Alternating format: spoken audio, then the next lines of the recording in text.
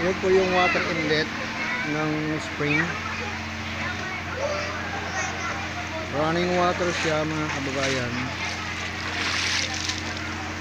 Dito dumadaloy at bumabagsak.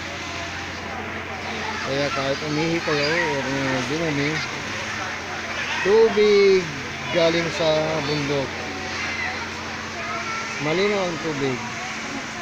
Malinaw ang siriwa.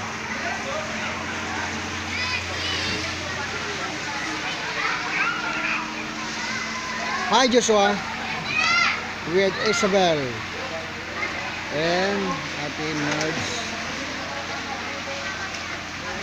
Sarap maglublob, pero ako magbibideo po muna ako.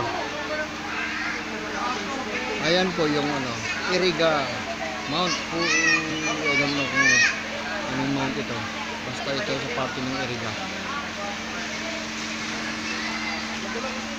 Meron pa doon sa kabila, pool number 4. Ang sa amin ay pool number 1.